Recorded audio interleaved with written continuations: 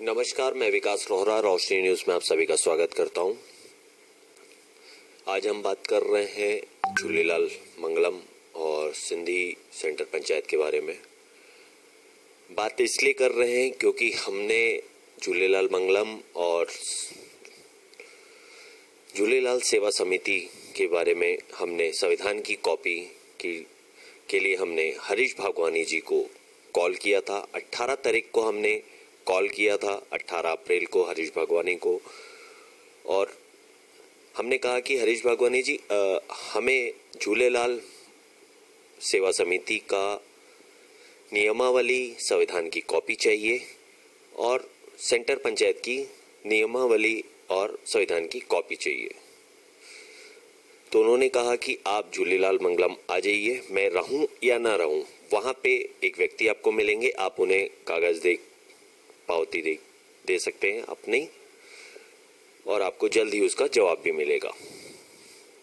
22 अप्रैल को हमने हरीश भागवानी जी को फिर कॉल किया और 22 अप्रैल को हम झूलेलाल मंगलम पहुंचे, जहां पे छुगानी जी करके एक मैनेजर वहां बैठते हैं, देख रेख करते हैं। हमने उनके पास गए और हमने वहां पे एक लेटर दिया, कहा कि हमें इस लेटर की एक पावती दे दीजिए या एक फोटो खिंचवा लीजिए। उन्होंने नहीं हमसे फोटो खिंचवाया, नहीं हमें लेटर की पावती दी। हमने हरीश भागवानी जी को कॉल किया और कहा कि हम यहाँ पे आए हुए हैं, छुगानी जी को हम लेटर दे रहे हैं, तो वो हमें न पावती दे रहे हैं न ही फोटो खिंचवा रहे हैं। तो बोले कि उसकी जरूरत नहीं पड़ेगी, जबान की कीमत होती है, और आप अपना जो आवेदन लेके आए आप उसे दे दीजिए और आपको जवाब मिल जाएगा। हम वहाँ से चले गए। अब बात आती है 2 पत्रकारों के ऊपर, सिंधी पत्रकारों के ऊपर झूठी शिकायत की जा रही है कि हम उनसे पैसे मांग रहे हैं, और वो शिकायत वो एसपी के पास करते हैं। दोनों पत्रकारों को, विजय दुसेजा और मेरे नाम से, सिंधी समाज के जो प्रकाश ग्वालानी है वो हमारे ऊपर एक झूठी शिकायत दर्ज करवाते हैं, जो समाज के कुछ लोगों को अपने साथ लेके जाते हैं, उन्हें बहला फुसलाकर। और दूसरी बात, 27 तारीख को मेरे खिलाफ एक एफआईआर दर्ज होती है, वो भी झूठी, गोवर्धन मोटवानी के जो है उनके द्वारा। और गोवर्धन मोटवानी की कहानी तो मैं आपको नेक्स्ट वीडियो में बताऊंगा कि वो कितने सही हैं और कितने गलत है। अभी हम बात कर रहे हैं झूलेलाल मंगलम की। झूलेलाल मंगलम भवन जो बना है उसका एक सपना देखा गया था स्वर्गीय श्री भीमन दास जी ने। भीमन दास जी ने एक बहुत अच्छा सपना देखा और उस सपने को साकार करने की उन्होंने ठानी, और वो सपना साकार भी हुआ। लेकिन जमीनी स्तर पे उस चीजों को मटिया मेट करने के लिए कुछ लोग आज भी लगे हुए हैं। 2012 से पहले भीमन दास जी ने प्रकाश ग्वालानी को जिम्मा सौंपा और झूलेलाल मंगलम की नींव रखी। 2012 के बाद से प्रकाश ग्वालानी को अध्यक्ष भी बनाया गया। अध्यक्ष बनने के बाद उन्होंने नियमावली के साथ छेड़खानी की और एक झूलेलाल सेवा समिति जो 73 लोगों की है वो भी इनलीगल तरीके से बनाई गई, गलत तरीके से। अब आपको मैं बताता हूँ इनलीगल क्यों है क्योंकि हमने संविधान की कॉपी मांगी थी, हमें संविधान की कॉपी नहीं मिली। आज हमारे पास संविधान की कॉपी अवेलेबल है, आरटीआई के थ्रू सूचना के तहत हमने लगाया और हमारे पास इसकी पूरी कॉपी आ चुकी है। जो पंजीयन कार्यालय में रजिस्ट्रेशन होता है समितियों का, उसके वहां से हमने इसकी पूरी कॉपी हमने निकलवा ली। हमने तो इनसे 2 कागजों का जवाब मांगा था, लेकिन आज हमारे पास 100 कागज हैं। इसलिए है क्योंकि इनकी अनियमितताएं काफी सारी है। मैं बात कर रहा हूं झूलेलाल मंगलम की और प्रकाश ग्वालानी की, कि उन्होंने कैसे इसमें नियम की धज्जियां उड़ा दी। और 73 लोग जो मैं कह रहा हूं, जो ट्रस्टी हैं, जिसे मेंबर कहा जाता है, वो इनलीगल है। इसलिए इनलीगल है क्योंकि 20 कमरे की बात होती है। 20 कमरे झूलेलाल मंगल भवन में बनते हैं और 4.5 लाख रुपए के हिसाब से 20 कमरे का होता है 90 लाख रुपए।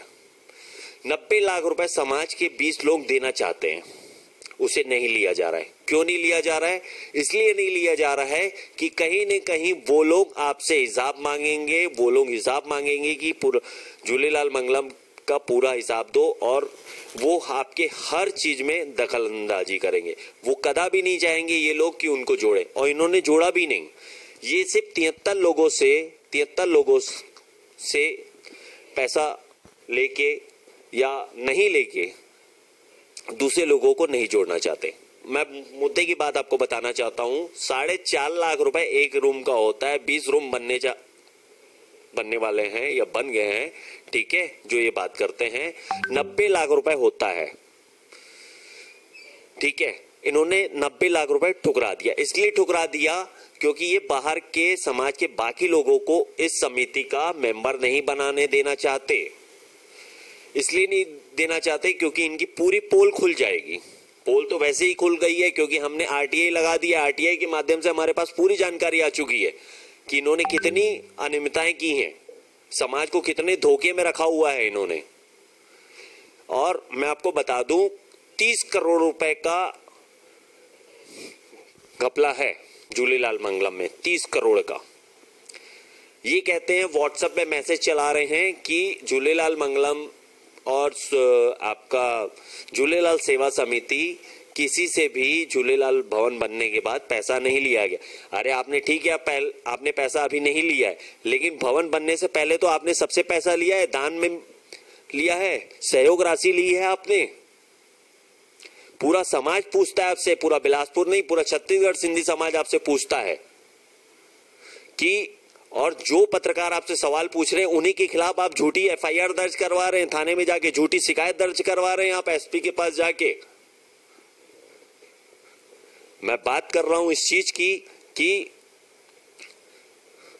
30 करोड़ रुपए कहां है। झूलेलाल मंगल भवन बनने के लिए सरकार ने जमीन दी है, 10 लाख रुपए सरकार ने आपको दान दिया है, समाज ने आपको दोनों हाथ खोल के आपको दान दिया है, सहयोग राशि दी है। उसके बाद ये भवन बनाया और लाखों रुपए आप किराया ले रहे हो। 12 साल से आपके पास करोड़ों रुपए फंडिंग पड़ी है, कहां है आपके पास? किसके पास है 12 साल का पेमेंट?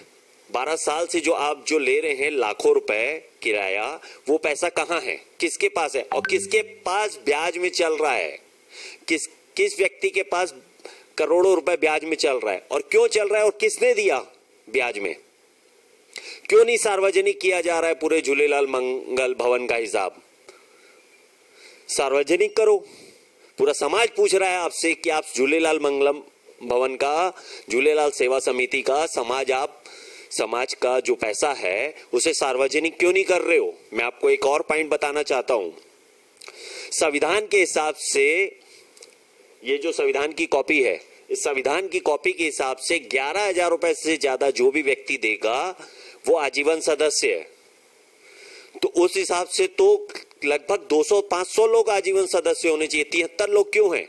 इसलिए हैं क्योंकि ये अपना राज्य स्थापित करना चाहते हैं, दूसरों को नहीं आने देना चाहते हैं, और इनको कंट्रोल कर रहा है प्रकाश गोलानी, जो करोड़ों रुपए का हिसाब नहीं दे रहा है।